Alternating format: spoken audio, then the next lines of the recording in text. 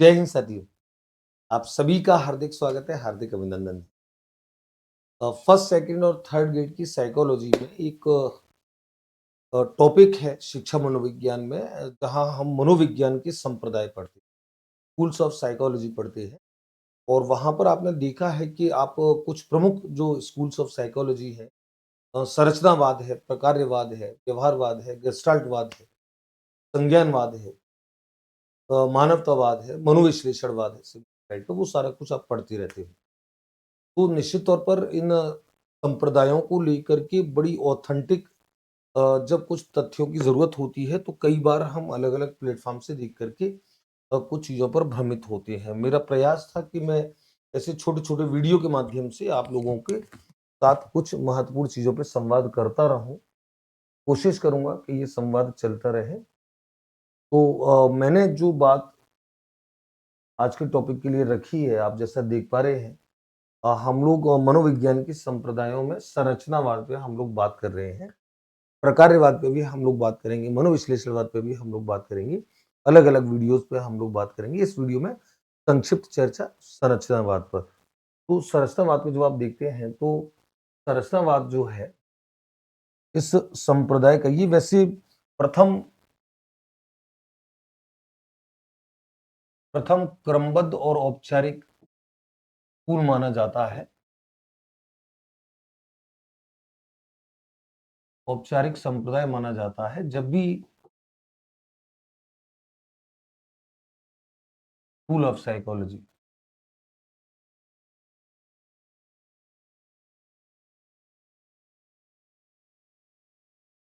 प्रथम है, ये ध्यान रखें। प्रथम जब भी ये प्रश्न आता है कि प्रथम संप्रदाय कौन-सा है, तो निश्चित तौर पर आपका जवाब होगा संरचनावादी, स्ट्रक्चरलिज्म जो है वो। और इसका जो प्रतिपादन आप जानते हैं, इसका प्रतिपादन किया टिचनर ने। हालाँकि प्रतिपादन जो किया, औपचारिक तौर पे प्रतिपादन तो किया, हम वैसे दोनों नाम देखते हैं, विलियम वुंड और टिचनर।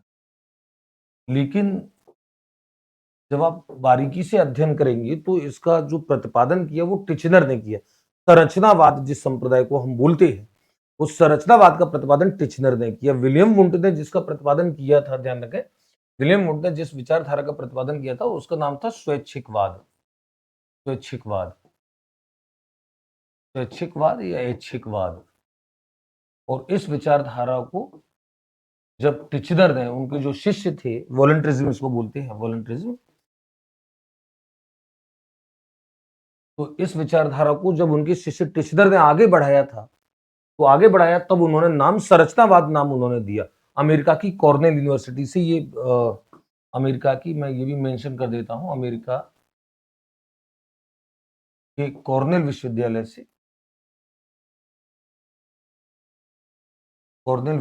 से ये संप्रदाय निकला। विश्वविद्यालयों में औपचारिक शुरुआत इसी संप्रदाय से हुई, स्कूल ऑफ साइकोलॉजी की। तो कॉर्नेल यूनिवर्सिटी अमेरिका की, वहां पे टिचनर ने उस विचार को आगे बढ़ाया, जो विचार विलियम वुंट ने स्वैच्छिकवाद या ऐच्छिकवाद, वॉलंटरिज्म के नाम से दिया था। और आपको पता होना चाहिए कि जब विलियम वुंट ने, आपको पता है कि आपको ये पता है कि संरचनावाद जो है, संरचनावाद चेतना के अध्ययन की बात करता है। चेतना के अध्ययन की बात करता है। और चेतना का अध्ययन उसके तत्वों के आधार पर करता है, तत्वों का अध्ययन। चेतना के तत्व क्या है?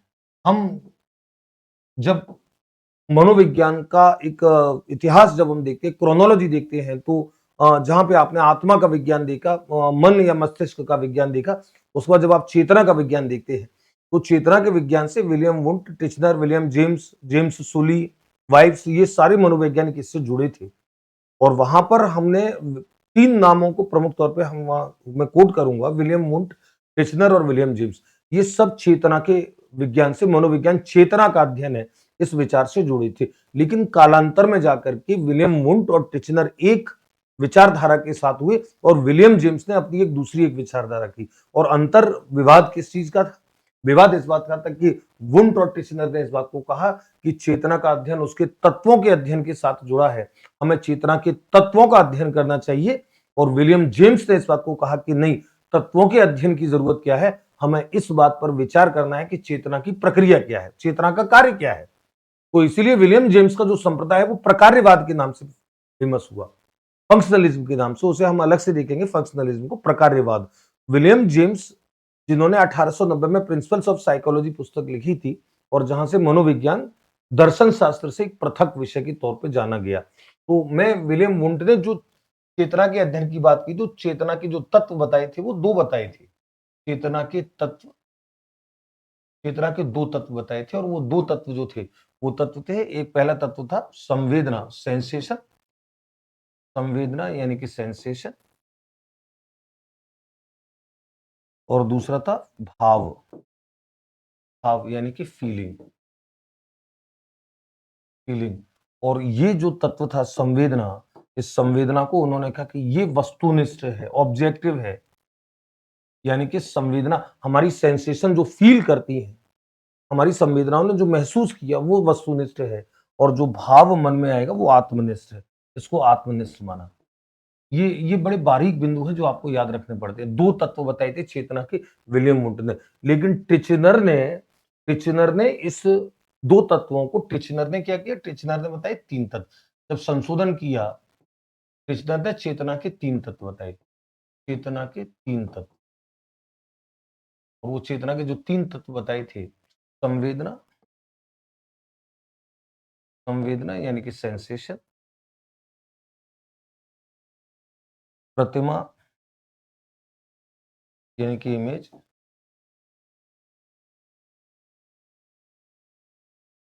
और अनुराग यानी कि अफेक्शन।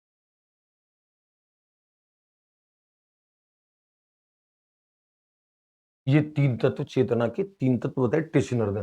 और टिचनर ने ही स्वैच्छिकवाद को, वॉलंटरिज्म को, स्वैच्छिकवाद को संरचनावाद में बदला। तो इसीलिए कई बार आप जब देखते हैं संरचनावाद में, और ये जो चेतना के जो तत्व हैं, इनके अध्ययन की जो पद्धति इन्होंने बताई, जो विधि जो इन्होंने बताई, वो चेतना के अध्ययन की विधि जो इन्होंने बताई, कहां से पता लगेगा चेतना के तीन तत्व है, वो अध्ययन की विधि इन्होंने बताई थी अंतरदर्शन विधि, अंतरदर्शन विधि या अंतर्निरीक्षण विधि, अंतर्निरीक्षण विधि।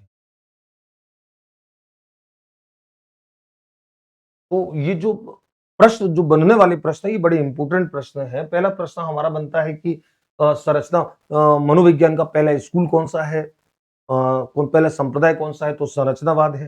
संरचनावाद की जो स्थापना की वो किसने की, तो विलियम वुंट और टिचनर अगर विकल्प में होंगे तो उनको टिक करना है। अकेला टिचनर होगा तो ज्यादा बेस्ट विकल्प है, क्योंकि टिचनर ने संरचनावाद, स्ट्रक्चरलिज्म नाम उन्होंने दिया। विलियम वुंट ने जो विचारधारा प्रतिपादित, हालांकि उन्होंने भी चेतना की तत्वों का अध्ययन किया, उन्होंने भी अंतरदर्शन पद्धति का प्रयोग किया, लेकिन उन्होंने जब चेतना को दो तत्वों में विभाजित किया, तो संवेदना और भाव में, तो वहां पर उनका जो विचारधारा थी, जो संप्रदाय था, वो स्वैच्छिकवाद के नाम से जाना गया। बाद में टिचनर ने अमेरिका के कॉर्नेल विश्वविद्यालय में उसे संरचनावाद में बदला, और चेतना के दो तत्व की जगह तीन तत्व बताए। ये दो तत्व विलियम वुड ने बताए, और तीन तत्व बताए टिचनर ने। स्वैच्छिकवाद को संरचनावाद में बदला, और पद्धति जो है वो अंतरदर्शन विधि है। तो आप जब देखते हैं मनोविज्ञान के संप्रदाय को, तो ये महत्वपूर्ण जो थोड़े-थोड़े से जो तत्व है, परीक्षा में सीधे जोड़ते हैं। एक बड़ा अच्छा प्रश्न जुड़ता है कि संरचनावाद का शैक्षिक महत्व क्या है? संरचनावाद का शैक्षिक महत्व, तो ये संरचनावाद का शैक्षिक महत्व क्या है? शैक्षिक महत्व, तो ये ध्यान रखेंगे, संरचनावाद ने सबसे महत्वपूर्ण जो काम शैक्षिक क्षेत्र में किया, वो सबसे पहला काम ये किया कि मनोविज्ञान का स्वरूप प्रायोगिक किया, मनोविज्ञान का स्वरूप प्रायोगिक किया। तो ये प्रश्न अगर ये आता है कि मनोविज्ञान का स्वरूप प्रायोगिक करने का श्रेय किसको जाता है, कौन से संप्रदाय को जाता है, तो इसका उत्तर भी संरचनावाद होता है, मनोविज्ञान का स्वरूप प्रायोगिक करना। क्योंकि आपको पता है 1879 में, 1879 में लीप्जिंग विश्वविद्यालय में, जर्मनी का था, विश्व की पहली मनोवैज्ञानिक प्रयोगशाला, विश्व की प्रथम मनोवैज्ञानिक प्रयोगशाला, मनोवैज्ञानिक प्रयोगशाला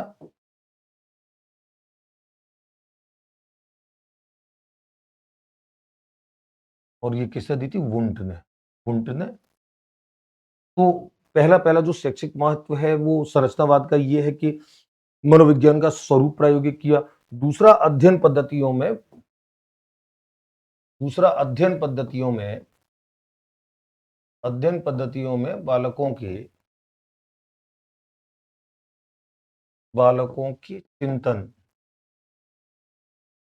के चिंतन, ज्ञान, प्रत्यक्षीकरण जैसी मानसिक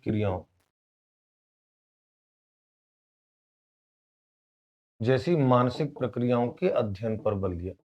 कि मानसिक प्रक्रियाओं के अध्ययन पर बल के अध्ययन पर बल ये दूसरा उसका शैक्षिक महत्व है। संरचनावाद की जो देन मानी जाती है, ये पहली देन है, ये दूसरी देन है, और तीसरी जो देन मानी जाती है, तीसरी देन मानी जाती है मनोविज्ञान को दर्शन शास्त्र से अलग करने का। मनोविज्ञान को दर्शन शास्त्र से अलग करने का। हालांकि अब आप ये कहेंगे कि सर ये तो विलियम जेम्स का काम है। विलियम जेम्स का ये जो काम है ये विलियम जेम्स का है। बिल्कुल सही बात है। विलियम जेम्स जिन्होंने प्रकार्यवाद को जन्म दिया, जिनकी पुस्तक प्रिंसिपल्स ऑफ साइकोलॉजी है, लेकिन चेतना के अध्ययन के समय प्रारंभ में वो इन सबके साथ थे, विलियम वुंट। तो जिस समय चेतना का अध्ययन चल रहा था, उस समय 1890 में जो पुस्तक लिखी, उस समय तक प्रकार्यवाद की बात नहीं थी। प्रकार्यवाद उसके थोड़े से समय बाद आया। तो इसलिए संरचनावाद जो चेतना के अध्ययन का जो स्कूल था, उस स्कूल को ये श्रेय जाता है। यहाँ पर विलियम जेम्स तो व्यक्ति के तौर पर है, लेकिन उस स्कूल को इस बात का श्रेय जाता है जिस स्कूल ने चेतना के अध्ययन पर बल दिया। दैट्स व्हाई हम लोग संरचनावाद को इसमें कोट करते हैं। हालांकि व्यक्ति के नाम पे आएगा कभी भी तो विलियम जेम्स को आपको करना है। 1890 में इन्होंने पुस्तक लिखी थी। उस पुस्तक में इन्होंने इसको तो लिख देता हूं मैं 1890 में प्रिंसिपल्स ऑफ साइकोलॉजी। ये पुस्तक कई बार परीक्षा में आती है। तो principle of psychology William James की है, जिसमें मनोविज्ञान को दर्शन शास्त्र से अलग किया गया। संरचनावाद से जुड़ी ये कुछ महत्वपूर्ण बिंदु है। किसने प्रतिपादन किया? टिचनर ने। विलियम वुड टिचनर आते हैं, दोनों को टिक करेंगे। विलियम वुड ने जो मूल विचार दिया उसका नाम क्या था? संरचनावाद, स्वैच्छिकवाद, ऐच्छिकवाद, वॉलंटरिज्म। उसमें चेतना के कितने तत्व बताए? 2। टिचनर ने कितने तत्व कर दिए? 3। कौन से विश्वविद्यालय में हुआ? अमेरिका के कॉर्नेल विश्वविद्यालय में टिचनर के द्वारा ये प्रतिपादित हुआ। और इसकी जो शैक्षिक देन प्रमुख तौर पे मानी जाती है, एक तो मनोविज्ञान के स्वरूप को प्रायोगिक करना, दूसरा बालकों के लिए अध्ययन पद्धतियां जो है, उन अध्ययन पद्धतियों में चिंतन, ध्यान, प्रत्यक्षीकरण जैसी मानसिक प्रक्रियाओं के अध्ययन पे बल देना, ये इसकी प्रमुख देन कुछ मानी जाती है। साथियों, साइकोलॉजी के छोटे-छोटे टॉपिक पे मैं आपके साथ मुलाकात करता रहूंगा। निश्चित तौर पर आपके लिए कई सारे जो कोर्सेज अभी तो जैसे इन दिनों में तो ऑफर भी चल रहा था, साइकोलॉजी के नए कोर्सेज जो लॉन्च किए, फर्स्ट, सेकंड, थर्ड ग्रेड के लिए लॉन्च किए, बहुत विस्तार से, बहुत अच्छे से मैंने वहाँ पे आपको पढ़ाने का प्रयास किया है। आपकी समझ बहुत ज़्यादा श्रेष्ठ बने, और हर यूनिट के साथ अभ्यास प्रश्न लिए हैं, शानदार बढ़िया प्रश्न लिए हैं। आप देखेंगे तो वो कोर्स अभी चल रहा है, रनिंग में, रिकॉर्डिंग अभी चल रही है। सेकंड ग्रेड के लिए साइकोलॉजी के वो कोर्स है। सेकंड ग्रेड के जो कॉम्बो कोर्सेज हैं, जिसमें हमने मेथड्स और साइकोलॉजी दोनों मिला करके दी हैं। सेकंड ग्रेड विज्ञान और सेकंड ग्रेड गणित के लिए, और ऐसे ही सेकंड ग्रेड सामाजिक का भी है। मेंस के लिए हमने पूरा कॉम्बो कोर्स भी दे रखा है, अलग से विधियां भी दे रखी हैं, कॉम्बो कोर्स भी दे रखा है, शैक्षिक परिदृश्य शिक्षा मनोविज्ञान की, यानी कि जो विषय कॉम्बो में है वो विषय अलग अलग भी दे रखे हैं। L1 के लिए, L2 के लिए, और पात्रता वाले जो हैं, रीट पात्रता वाले L1 L2 उनके लिए भी, और सामाजिक शिक्षण विधियों वाले जो हैं सेकंड ग्रेड के, और थर्ड ग्रेड L2 सामाजिक वाले उनके लिए भी। तो विद्यार्थियों, ये हेल्पलाइन नंबर है रियासत सर ऑनलाइन एकेडमी का। जिन बच्चों ने जो बच्चे ये वीडियो देखेंगे और जिन्होंने एप्लीकेशन डाउनलोड नहीं किया है, वो डिस्क्रिप्शन बॉक्स में जाकर के उसको डाउनलोड कर लेंगे एप्लीकेशन को, और वहां जाकर के स्टोर सेक्शन में जाकर के कोर्स वहां देख सकते हैं। कई सारी वीडियोस मैंने फ्री कंटेंट में डाल रखी हैं। आप वहाँ स्टडी मटेरियल में, फ्री स्टडी मटेरियल में जाके देखेंगे तो कई सारे सिलेबस हैं, कई सारी वीडियोस हैं, कई सारी मैंने जो टेस्ट सीरीज जो चलाई थी, उनके वीडियो सॉल्यूशन डाल के आराम से वहाँ जाकर के आप देख सकते हैं। कोई क्वेरी हो इस नंबर पे आप कॉल करें। हम लोग छोटे-छोटे खंडों के साथ आपके बीच में मुलाकात करते रहेंगे, और निश्चित तौर पर हम लोग ये जो सारी चीज़ें हैं, इन सारी चीज़ों को आप बहुत ध्यान से देखें। बहुत अच्छा लगता है जब आपके साथ किसी बिंदु पे हम चर्चा करते हैं।